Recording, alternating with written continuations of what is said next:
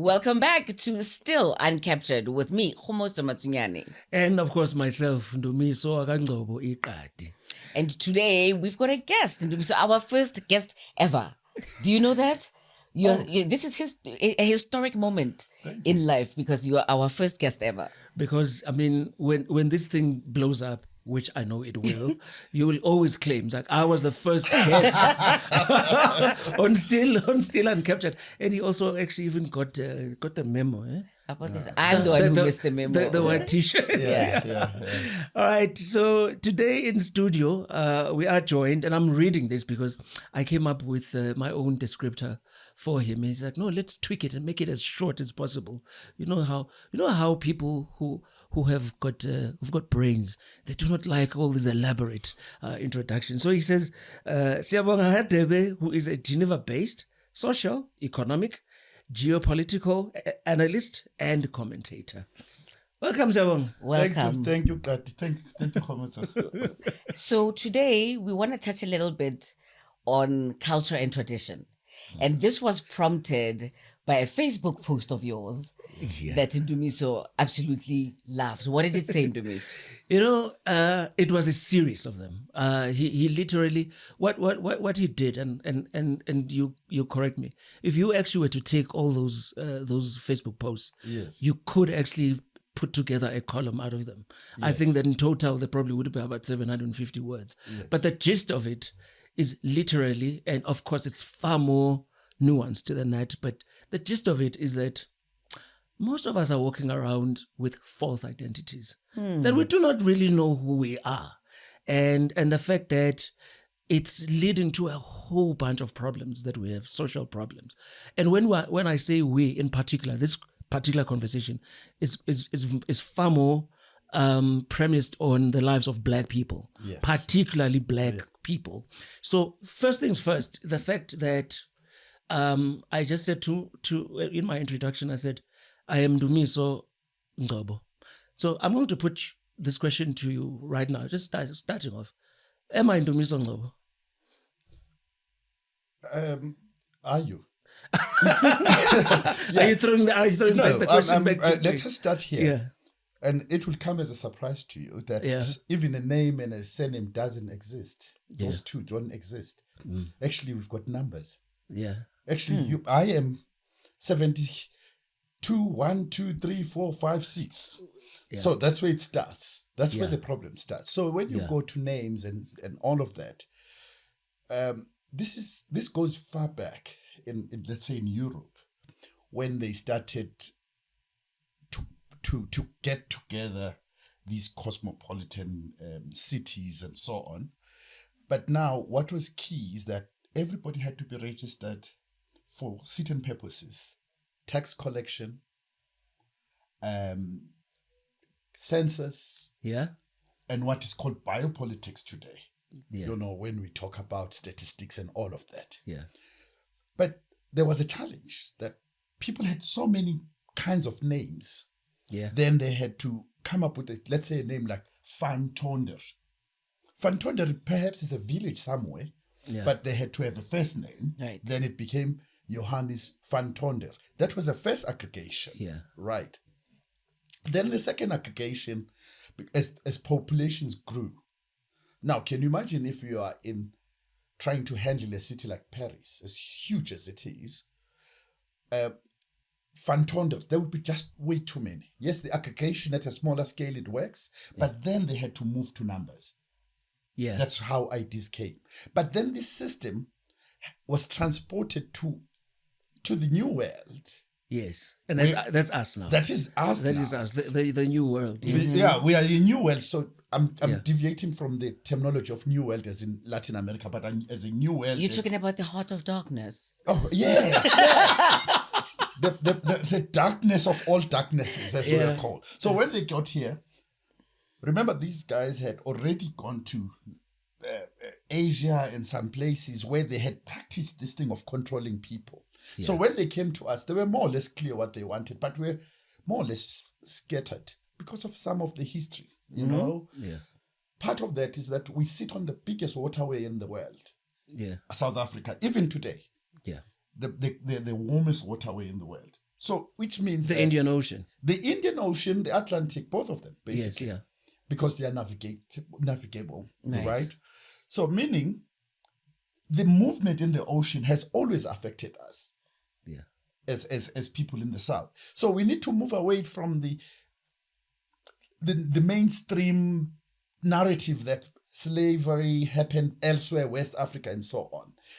Because why that is important is because we are talking about blacks in a country that is powerful like the US. But the truth is that is the smallest number that went to the US. Mexico, if you go to the coastal cities of Veracruz, Oaxaca, and so on, those people have got a long history of Africanness. Then you go further down to Brazil. But the ones that are not spoken about are in the East. Yeah. Iran, go to India, the people called cities today.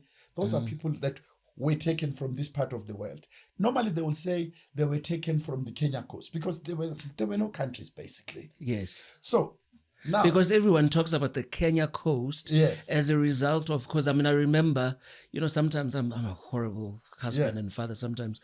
I don't know if you remember vacation. I just took the kids and my wife to Kenya for very selfish purposes because I just wanted to go to the fort in Mombasa where the slave trade was happening just on the East Coast. Not too far from here, right? Yeah. Because no one ever talks about that particular slave trade with the Portuguese, with all those people who were coming down. But because there's no fort that was created in, let's say, in Durban or Richards Bay, we somehow think that nothing happened there. But if you look in terms of distance, from the biggest port in Southern Africa, Lourenco Marques, which is now Maputo, was actually the Johannesburg of the time. Yes. Right. Before Kimberley and Johannesburg. Before the mine the rush for gold. Before because that's where the slaves were. The four-tracker move from the Cape was triggered by the richness that were there, exportation of people, right? The British came and disrupted that for their own. So are you saying these were not voluntary immigrants, right? No. And we're not talking about people who went there purely for trade reasons. These are people who were traded. There are people that were traded and people that were aiding the traders. Right. So there were two kinds. Yeah. And were they the same people?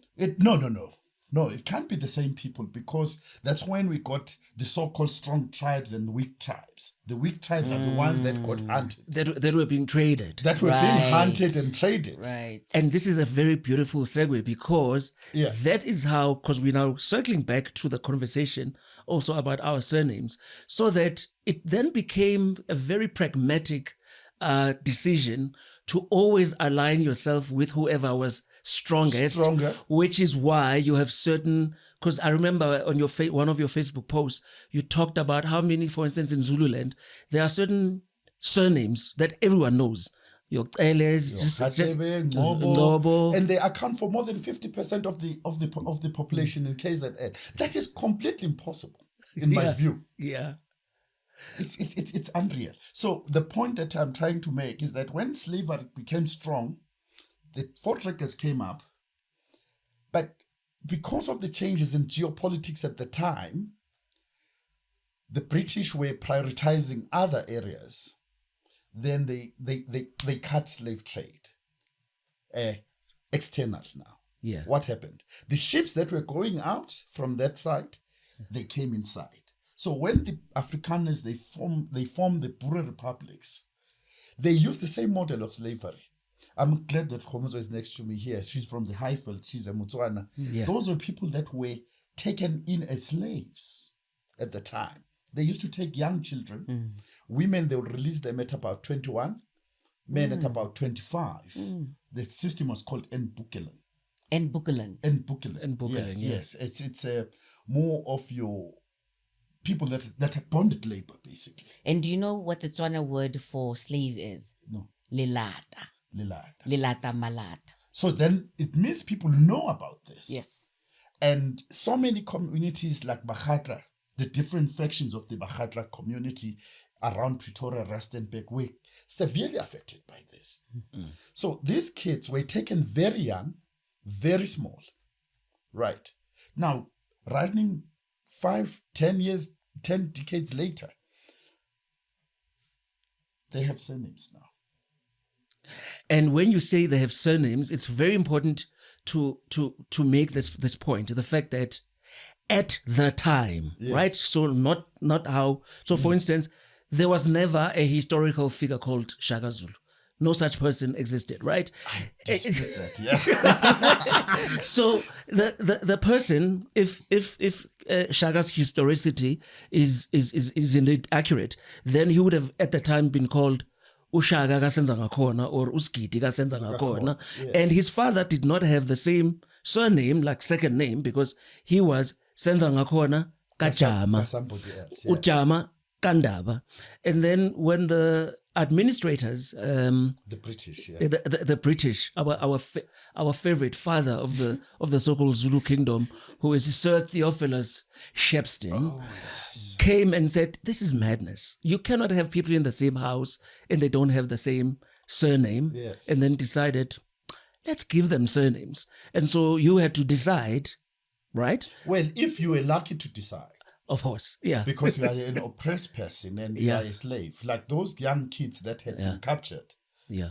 now talking about the Highveld, Yes. they were not known where they were stolen from, Yeah. right? So then they were, and others, they came from Mozambique, Malawi, and everywhere else. Some people, Johnny Dimba, the guy that used to sing and speak in Zulu. I'm not familiar. Yeah, no, you need to. read up He on was him. more. He was more a radio Zulu. Remember when he went to Rosebank? He was more radio Zulu. Yeah, but Johnny he was also Dimba. on TV. Yes. The guy did not come from this part of the world. They came from the Zanzibar, all those areas. So there are so many people like that. So now Ndumiso made a very good point when we were chatting on Facebook. He said, after, let's say, the Anglo-Boer War, because this is where everything started to cook, because I come from Namahlubi, but Namahlubi were vanquished just before the Zulus, and then the Zulus were vanquished just before the Afrikaners by the English. And there was commotion at that time, right? And so people were all over the place, and then there was competition for labor from agriculture now to mining. So now capitalism was causing havoc in this part of the world. So now, if you are in this whole merry-go-round, you are found to be somewhere, let's say in Bethlehem, they'll look around and think, who are you? You must be Mfuke. Give you a name. That's why some say names like Hadebe, Kumalo, Zwane, and all of those Are so common. They are so common. Because they were just being given to a whole bunch of people at the Yes. same time. You wouldn't disadvantage yourself and call yourself Chirwa when you come as a slave Right. in Johannesburg and you want to use Chirwa. It's better to use a surname that will make you blend in quite quickly. Right. Yeah. Like Hadebe is one of those that it doesn't matter. I don't know whether people know that Hadebes are usually Amahlubi, but they are all over the place. So why then do we have this problem where right now you get a lot of people changing their surnames to say that I found out that my father is not a Mofokeng, he's a Chirwa, and izinto zami azihambi kahle. People consult with traditional healers, and then and it's very opportunistic because obviously because quite frankly you'd be hard pressed to find a Black African group that has not been completely decimated or whose lineage hasn't been changed significantly. So as a traditional healer, of course you're going to say Ubaba Kaksu Ubaba. It does not really require too much thinking to know that when someone comes to consult that there is a problem somewhere. Of course. They wouldn't just come to you. Because they wouldn't. Yes. Because it's everyone's story. You've been saying this to me for almost 20 years that we've known each other, that South Africa, the story, it's just the whole region is a region of displacement. That's why the most popular, the most longest running TV series is Khumbule Ekhaya, because people have just been displaced. No one is where where their origins. People hardly know their origins. You'll be hard pressed to find a black person that knows their history further than sort of 1850. It's very difficult. Well, or at least the generation of today, our kids, they can go 4 steps up. Yeah. But this generation can't. Yeah. We can't. We can't. And, we can't go beyond 1920. Even if I can claim to be a descendant of Langal Balele, one of the first prisoner one of the prisoners of the British in the Robben Island. There are so many things that I do not know. Who were the neighbors? How did they live? What did they do? And so on and so forth. But going back to your question about identity, promiscuity is not something new as well. Of course it's not. So Yeah.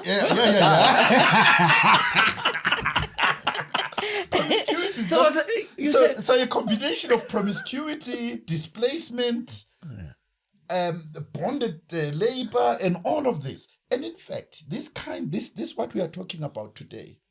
Go to farms. Unfortunately, my PhD is on this. Where you go to farms, those people do not even know where they come from and who they are. Go to farms. And we talk about democracy and all about beautiful things, the best constitution in the world, but there are people that do not have an identity. Yeah. Right?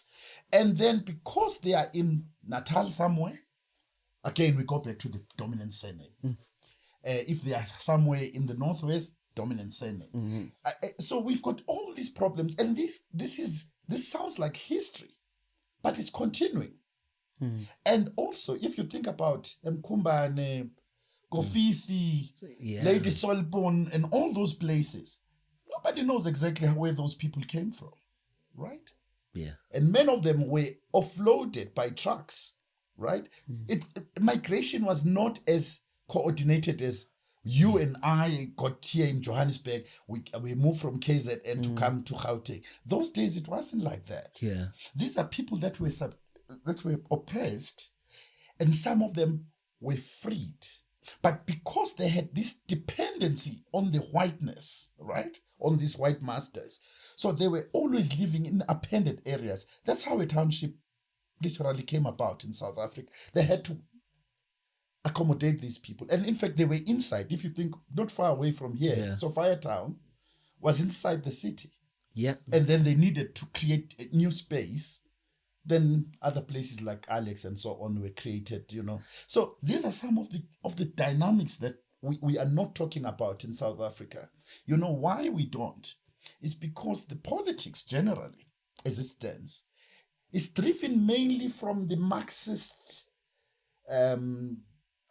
materialistic dialect, because we are always talking about forced labor, we are talking about dispossession land, killings, war, and so on. Those are very obvious. Do we understand how many languages got killed in South Africa? Do we and the cultures and so on? And we're so proud of our 12 official languages. Which is absolute nonsense. We were talking with Ndumiso some time ago that these languages that we have, they were organized by people like Menhoff, Karl Menhoff, Doak, and so on. Yeah. They've got nothing to do with whatever our forefathers spoke. Nothing, zero. These are Christian languages. And you can even see with our names today that we carry. Kgomotso. That's Siyabonga. That's a Christian name. It's a very Christian name. Ndumiso. Ndumiso is a Christian name. Come forward. Comfort for who? Under oppression. Mtutuzi, Siyabonga, Sibonga bani, Inkosi, Bonga Inkosi. All of these All the names are almost like you can hear them because they sound very different. But listen, we're getting ahead of ourselves. Sure. We will be back right after this. Don't forget to interact with us on social media right after this.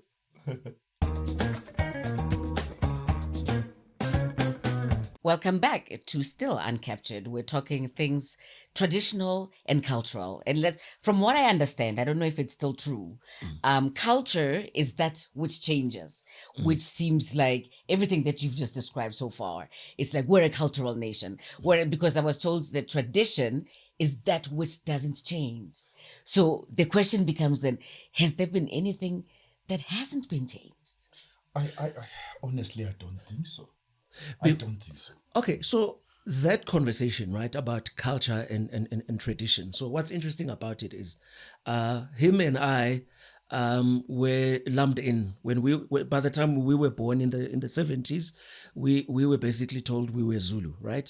You were told, I was told, at least I was told I was Zulu. Yeah. Was that the case with you, or did you always know that you are Ihlubi? No, I knew that I was Ihlubi because I come from the where Amahlubi Yes. come from in the Yes. Drakensberg. The first time I got to know that I was Zulu is when I got to Pretoria, when people started to call me Kgomotso. Right. And I was confused because when you come from the side of Natal where I come from, we always say KwaZulu, referring to areas around Which area is that? Just so everyone knows. around northern Natal, but further towards the ocean, Around Ulundi, yes, yeah. towards the east. Vabisa, yes. So that's Inkandla, Nqutu, yes, KwaDukuza. yes, yeah, or further areas. north, yeah, Yeah, that That is area. Zululand. Were the But you- Amahlubi the ones who also exiled in Cape Town? yes, Okay. yes. So then but then we were learning Zulu at school, and then you go home. My grandmother passed away many years ago while I was still a young boy, and you'll come back home with whatever you've learned at school. She'll say, "I've never seen this thing before. I don't even know." Really? Yes, because we come from a different people, right? So everything that I learned, or we learned, many of us, Zulu is a second language. You can hear the intonation today. I come from the people that in 1873 they were told that you speak your language, you are guilty, you go to prison. Because 1873 is also the year that your forebearer Ilanga Libalele was vanquished, which was 6 years before Cetshwayo Kampande was vanquished by the British, and so on. So my question here, and I'm just throwing it out here, for all of us is because someone might be listening to us and says, "Oh, these guys have been talking for now 20 minutes." Right. So, and then they'll say, "Oh, so what now?" Right. So my name is Sibongile Khumalo. Yeah. So what must I do about it now? Right. Yeah. The fact that I am now called this name in my identity, I do not know it. And for me, my own answer is very often these conversations, and I think this show is generally about that, is we're far more interested in asking the correct questions more than necessarily providing answers to it. But this is why you are here, because you are also filling in some gaps for us. So let's just touch upon a little bit about Sir Theophilus Shepstone, who 2 stints of being, he was the director of Native Affairs in first, and then he became the head honcho now of the head honcho. colony. Yeah. But in total, I think you're talking about 3 decades, right? 30 years of this man having the power, the political power, the military power to basically subjugate and tell us what to do. So, for instance, my brother makes a very interesting point. Father Mxolisi Ngcobo, he went to St. Francis College in Marion Hill. He says, one day we're having this conversation. He says to me, "This is weird what you're talking about," because I was talking to him about the whole thing about surnames. Because he says he then went to the baptismal registry, starting from the late 1800s, going into the 1900s, before Shepstone's policies took effect, right? You were finding names such as Umsukelwa kaMjongile, Umjongile kaSangweni, uSangweni, and all of a sudden, gradually, you start seeing names that are just recurring. People are now Sibusiso Mkhize. And he says, at that particular point, you were starting to see, because now Marion Hill is in what is today called, well, back then was called Port Natal, right? So in Zululand, it started a bit earlier, this infusion of surnames. But by the time it got here, you could see that this whole binomial way of naming ourselves, or saying Ndumiso Ngcobo instead of, quite frankly, my name is supposed to be Ndumiso kaPhezu kwabantu, because that's what my father's Name was, was, right? Yeah. It's not in his ID, but he was phezu kwabantu, and he was phezu kwabantu kahlabe yakhe, uhlabe yakhe kababane, and so on and so on. You don't even know what it means. Yeah. Yeah, and this is, by the way, how people have this confusion about the first president of the African National Congress, John Langalibalele Dube, but he's actually John Langalibalele Kadube, because that was his. Yeah, but he is actually he's a Ndobo. He's a Kati. He's a Kati, yeah. And I'm related to him actually by blood, yeah. and so forth. So I just want you to touch upon exactly how that was playing out, because it also includes a seminal what is called, I don't know, but people call it differently. Some people call it an uprising, others just call it a plain out war. Impi yamakanda, upambata kamancinza. Yeah. You know what we need to understand is that at the basis of it all, colonialism was not just about visitors. It was about an economic project, right? Mm. So how is economics structured? Economics is structured on demand and supply. That notion simply. Yeah. So the mechanization of culture, when you change the culture and the cultural systems, you are building an economy. That's why I always say you can't have a culture that doesn't serve you. It's useless, completely useless. So how they did this is that when Shipston, with his with surnames and all of that, he started to divide people. So now you can't be married to your own sister because you've got your own name, same name. Yeah. Not immediate, but because you've got a name. Then, because now we are being organized into subgroups and tribes and so on within this Zulu mega tribe that they were building. Then they say, okay, men have to, because now everything had been taken away, dispossessed, no land, nothing. That is the first part. No livestock. That's the first point of dependency, right? So what happens? Then you get told, okay, we would like you to come and work. A head of a man used to pay rent.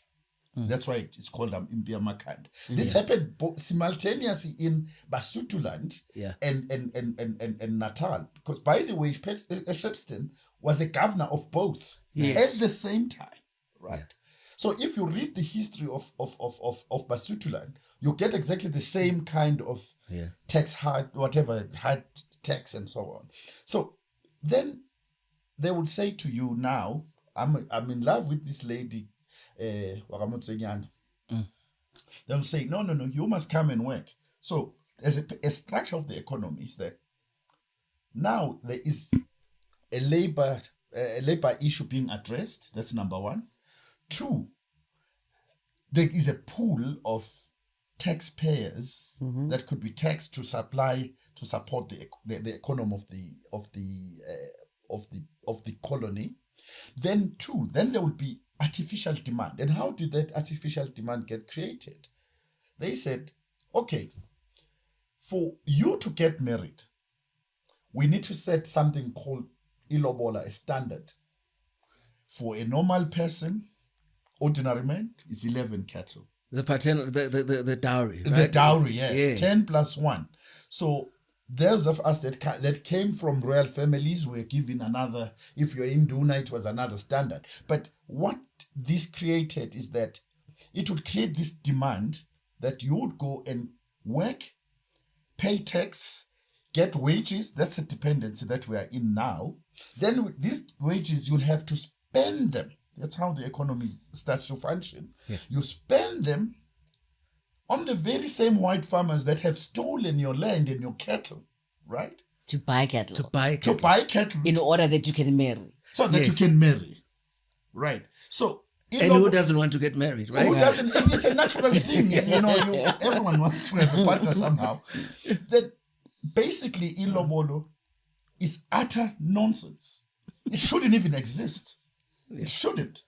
So this kind of dependency Yo, we're gonna like upset a lot of people. Of course. I'm hoping that we upset a lot of people. Because people are very Yeah. married to the concept of lobola. Yeah. That's my culture. That's my tradition. No, then we go to culture. Now, all what we call culture today, again, it's all absolute bollocks. It serves the white economy. Look at us.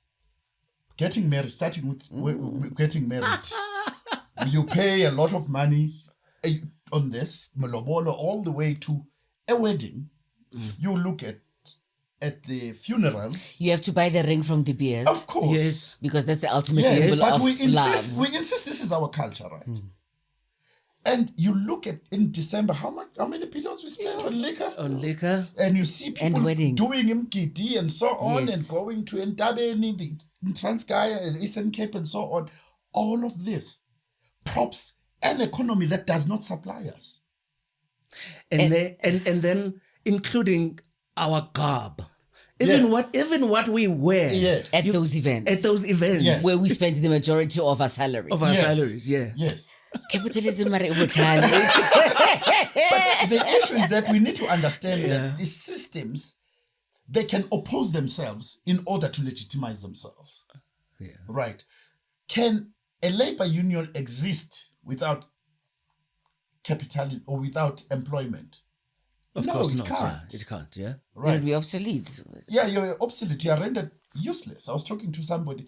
Can even something called feminism exist without an oppressive system that is perceived or felt? No, it cannot exist. So systems tend to legitimize themselves. So now you were asking about sangomas that tell you about your father and your surname. What is that? It's unlikely that there were so many sangomas in our black communities before. Listen, course everybody not. and their mother is a sangoma now. Today. We are twasiwa. And obviously, like you talk about the system, you can understand why. Because ukuba ukobela, you gain a lot more money by having as many twasis Yeah. as is humanly possible. Your own little cult, Yes. basically, your own little cult. Because I was saying to you, we were sharing this when we were busy plotting this particular episode, and I said to you, I grew up in Mpumalanga Township in Hammersmith, right? At what you would think is the core of Zuluness, right? Yeah. I promise you, if I, in my life, growing up in the first 20 years of my life, if I saw 2 sangomas in 1 year, it was a lot. Yeah. They Unless were you rare. lived next to a household Next to that had sangomas, yeah. Yes. But it wasn't as random as this. But nowadays, I mean, I could live here. We're in Rosebank now. I can just go in now, get onto the Gautrain, go to Park Station, walk about for 20 minutes. I promise you, I will see 20 sangomas moving around the CBD. And what is this? And in Durban, right? What is this? we can't all be so gifted. Yeah, no. Yeah. But I think it comes with all other issues. Yeah. We are depressed. This depression, Right. Yeah. Mental illness. mental illnesses, Yeah. and all of that. So we have to admit that there are so many things that we are facing. But you were talking about the economy, Siyabonga. And the economy of Ubusangoma is what also upsets me the most. I call it Madlo's economics. Because even where we should be completely in charge and be in charge of this economy, we are not. Everything to do Nobusangoma, we buy from foreigners, from people who have nothing to do with our Amadlo's, so-called anything tradition. that has to do Amadlo's, I call it Amadlo's economics. This Yeah. technology, people, they hate it because it covers everything from funerals, it covers Zangoma, it covers whatever you can think of that we call our tradition. Right. Right, yeah. And this economy is so huge. And I mean, my colleagues in the economic space, they never even touch on this when they measure the GDP. It's true. Yes. They never. Because we don't even know how much it's worth. Yes, we don't know how much it's worth and who is behind it. But those that are behind capitalism and its mechanics know exactly how to prompt it. This is actually very interesting. Guys, please remember, I'm enjoying this conversation so much. All right, remember, just leave a comment. You're watching this. As you're watching it, keep sending us those comments because we also want to read them in future episodes. We'll be coming back. I mean, if you send something to us that is very interesting, we will read it and we'll engage with it. But for now, let's just go take a little bit of a break and just have a bit of a sip of water. Welcome back. We're still having our conversation with, I feel like I should call you doctor now. Dr. Siyabonga Hadebe. Fascinating conversation. It's very easy. And as Black people, we love to invoke culture and tradition. It's my culture. My It's our culture. culture. It's my culture. It's my tradition. We're very proud, like you said, of nonsense because we're not aware. So part of what I hope this conversation will do is spur more conversation. Yes. Ask yourself a question as to why is it that I'm passing this on to my children? Yes. Ndumiso, you wanted to discuss useless traditions. So for instance, right, this is 2025. So about 5 years ago, my father passes away. And then, as is the norm, now A norm. it's a norm, right? So now the question, there's an expectation on my poor mother that she must now. And she's old. Yes. And she's in her 70s. She's pushing 80. At the time she was 76, because she's turning 81 this year. She's now supposed to be wearing this black duke on the head. For a whole year. For a And whole she year. can't a walk black in between cattle. She has to walk in the dark and all of this. and all of these things. And now the year is 2020, and she's got to be able to go to the shops, to go to Hillcrest where she shops and so on. And of course, practically everyone is looking at this woman and saying, husband just died. Chances are money, right? So at a practical level, why would this happen?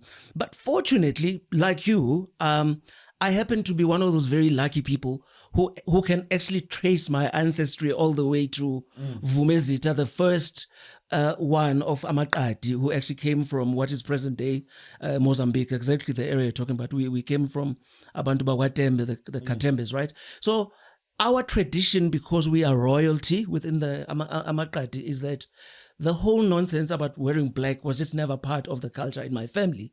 So it wasn't a difficult thing. But my brother and I, who now, again, tradition, are now the men of the house. So now we are in charge. Here's this woman who gave birth to us, who has got this whole homestead.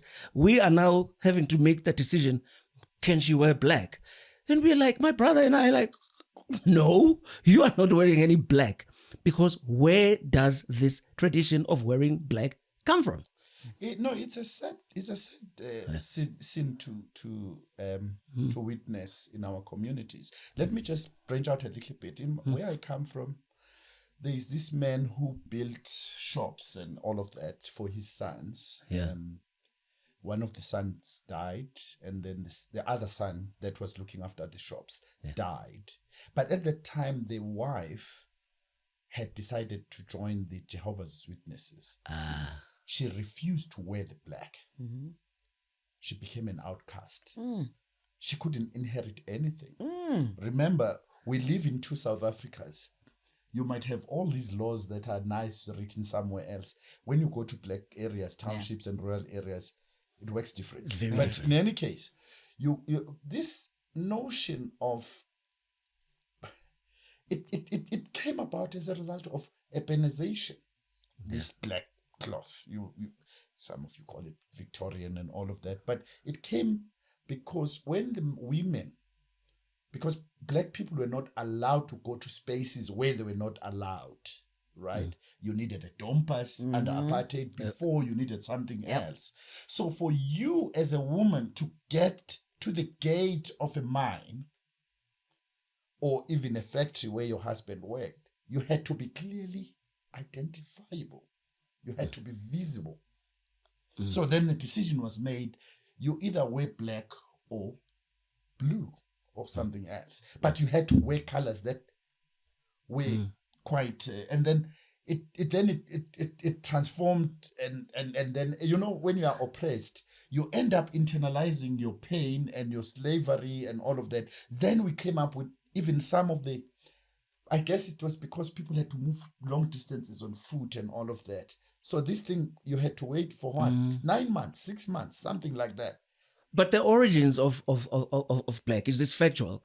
Because I have read, I mean, when Queen Victoria, when her husband died, when Edward passed away, she just chose to wear wear black. In the same way in that mourning, yeah. when she got married, like Yeah. the first woman to wear white in the wedding, she popularized. She popularized. wearing yeah. white as a remember, color. black is a very contestable color in our history of oppression. Yes.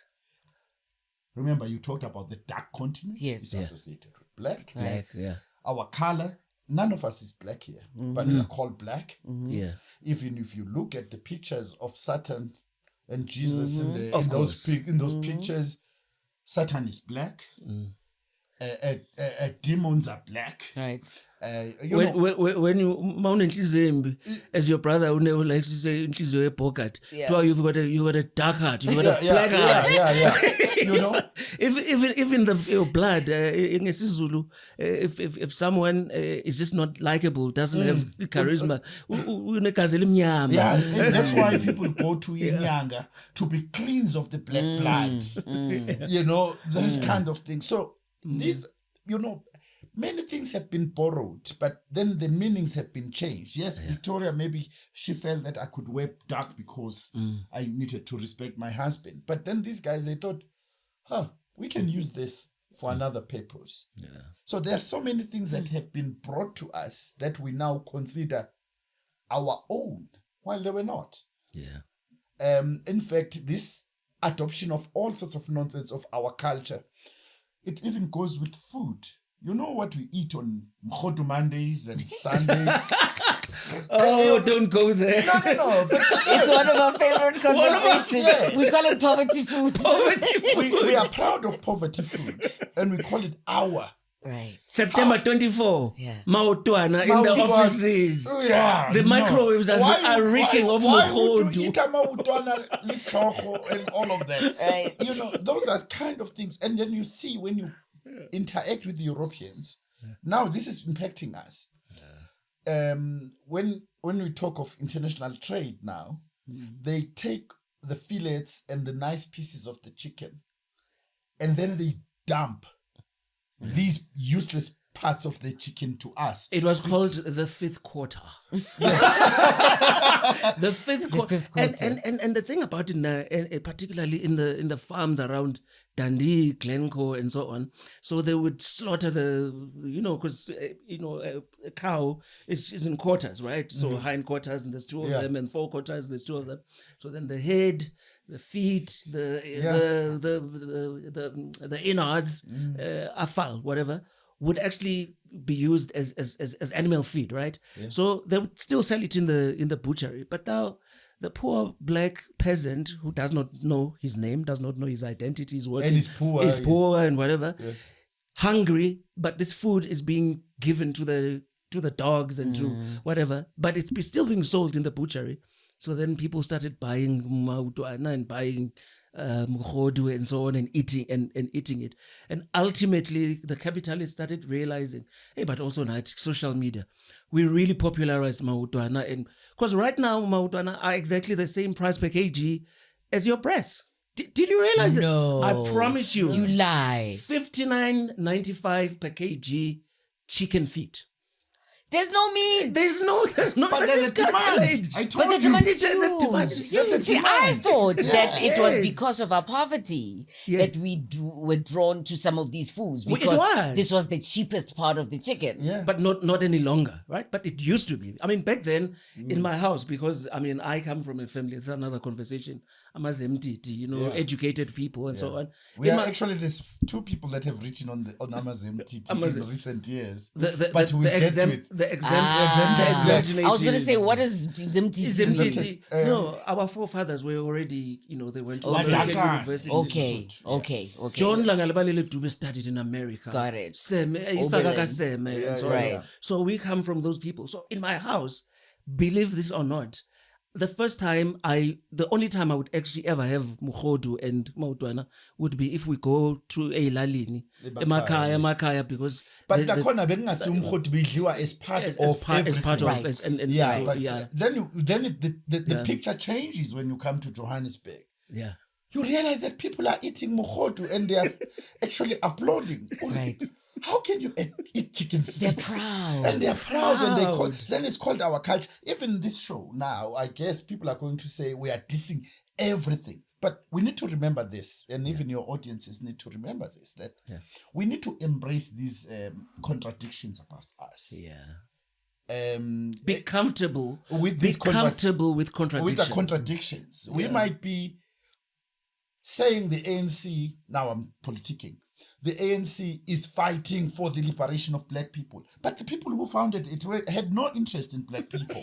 They were emptied. So you understand, we need to live with these contradictions and embrace them.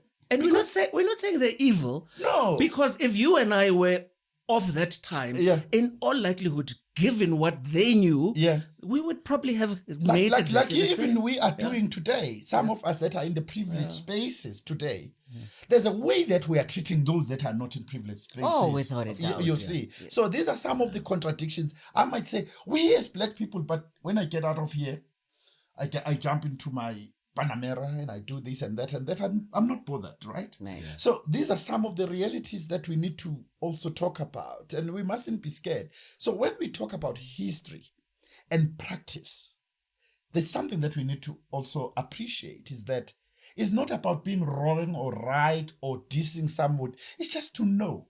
And this is part of the knowledge, because some of the things and practices that we have today, they get to perpetuate themselves and create more poverty and more exclusion without us even realizing that we are promoting these things. So can you imagine now if we have to promote Birmarung all the time? We are spending billions of rands just because we want to go, right? Yeah. For the whole month of December. Why? Because it's on TikTok. Yeah. So that's why I'm saying that this so-called culture, as Ndumiso was asking and putting it, there's these things that are called culture and that we embrace. Yeah, it was a selection. Those things have got nothing to do with your progress. They're about you being dumped in a squalor and you have to survive and die. But today, it was a way of culling the black population growth. We kill each other, even to this day. Even with the black government, we are still killing each other because those areas are hell. And we mustn't be afraid to talk about this. Living in a black area, to be a man of your age, or even myself, I'm goddamn lucky to reach this age. Right. Many men have died of my age. I am always saying and this. Who's killing black men? Black men. Black men. Yes. But why? Because we come from a hell. We come from a hellhole where we are supposed to slaughter each other in whatever way. So you cannot advance yourself through knowledge and practice. This is what is happening. So as a black man, you are always living somewhere in the bottom. You have to be the cheap source of labor, and you have to be oppressed, and you have to be everybody. I mean, people are dying. Those Marikana people died recently as Zamazamas. Still Fontaine. It's part of the continuation of this whole thing. Ooh. Siyabonga. Yeah, no. Hold it there. Ibambe kanjalo. Hold it just like that. We'll be back after this. Remember to engage with us on social media. Tell us what you think underneath. Tell us all your comments. We don't have to like them. You don't have to like what we're saying. You can disagree with us. And that's exactly part of what this podcast is all about, is to question the things that are unquestionable, that we were raised to believe are just part of our culture and heritage, that all black people are supposed to subscribe to this, and to really ask us for ourselves, does this serve us? That's all we're asking. We'll be back after this. Welcome back. Still carrying on the conversation with Siyabonga Hadebe, talking about culture, tradition, politics. We've painted maybe not such a rosy picture of what it means to be black. And here's one thing I know for sure. You don't hate being black. In fact, you quite like it. It's an interesting, dynamic, changing point of view and lifestyle where we have to decide, and we can decide who and what we want to be. So in wrapping up this conversation, what is on your mind about what are you leaving the audience with? Do you know what my whole thing, and I've realized that it's become almost my life mission. So I've got two things that for me are very important. So when you were talking about colonialism, right, is that the first thing that they go for, and by the way, the one thing we haven't even began to scratch the surface on is the impact of missionaries and religion, and the fact that the first thing they go for is your memory. If you cannot remember who you are and where you come from, your chances of being clear about where you want to go to, because quite honestly, numerically, with us being about 80% of this population, we really shouldn't be here 30 years later, right? So for me, what I'm agitating for is I just, and when I said it, I wasn't saying it really tongue in cheek when you were saying that we're going to upset people. And I said, I actually hope that people get upset, because at least it will spur a conversation that will stop people from being, because all of us end up being lazy. People need to start reading up. And I was very fortunate in that when I was celebrating my 10th wedding anniversary with my wife, again, I was very sneaky. I took it to Katembe, where my people come from, in Mozambique, right? And we got there, and that's how I actually was able to piece together. Oh, flip, when I listen to Itakazelo Zakangcobo, it always says Uvumezita, Kamaputa, Katembe. And then I realized, oh, Tembe, Katembe, this is the place of Tembe, the King Tembe, who gave birth to Maputa, after whom Maputa was named. Then Maputa had a son who was Vumezita, who then ended up in present-day Nkandla, right, Zululand. And so I was very lucky in that, but I was also searching for it. But I think that people need and sometimes it's just a simple thing of just reading one book that will spark a thought that will help you, because I think there's laziness. Memory for me is critical. Right. That people need to start thinking more and more about memory, so that once you know who you are, it is very difficult for someone else to come and tell you. Right. Yeah. Just to support you quickly on this one is that during dispossession, you would get people being moved from White River to Bergville in order to eradicate their memories, so that they never remember. They don't remember where they came from. And Bahamukhopa in the northwest, they were moved back and forth. And in fact, one of the family members even gave me a book. There's a book on this family, on this group of people. Move back and forth up until you don't know where you come from. Right? But what is important, as you said, as you asked, what can we say when we wrap up? I think the biggest thing that we have is that we refuse to think critically about ourselves and think what makes sense for us to live and survive. I'm going to ask this question. Is it okay to spend 350 billion on liquor because my daughter is getting married, my son is coming out of Entabin and all of that? We need to come and think about these things, because what is very unfortunate is that it's us that are privileged that are spending all this money. And the poor families around us, they look at us. In fact, I was saying to one of my friends in Soweto not so long, I said, one day we're gonna block these streets with our girlfriends, with big glasses like that. The communities are going to beat us up because they cannot recognize us. So I'm saying, let us care. Let us care for those that are not fortunate, the old, the young, and everybody else, and start to share whatever the excesses that we have that we are spending on absolute nothing, absolute rubbish. And liquor is very destructive to our community. On top of that, even Amadlo's economics, everything that has to do this, you know, COVID showed us that you can bury a person for less than 500 rands. Right. Yeah. So why are we still spending 50,000 on a funeral? Why have we reverted back to the old ways? Because at my father's funeral, because of the restrictions, because he died smack bang, and I think it was like 2 weeks after the lockdown started. Same as my family's. There were not even 60, there were 60 people, hardly 60 people. And no cattle slaughtered and so on, you know. Which, yes, it's a whole other conversation. My parting thoughts on this, Ma Africa, can we read more and pray less? Very important. That's going to upset people, I know. Okay, fine, Bazalwane. Okay. Can we pray? Can we read as vehemently as we pray?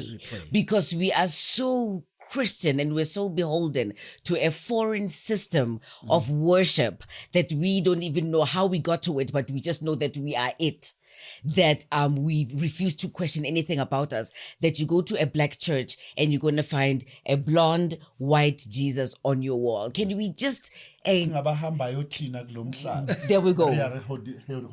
Siyekaya ezulwini sithi hallelujah, sithi hallelujah, hallelujah. For some people, the heaven is on earth. For us, it's somewhere else. Somewhere else.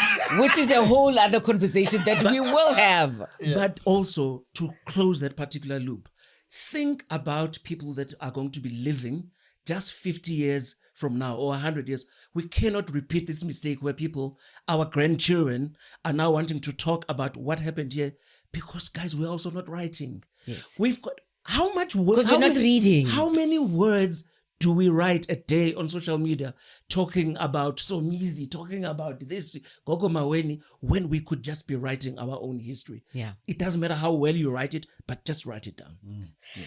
That's it for this show. Don't forget to talk to us. We want to hear what you have to say. Until next time, goodbye.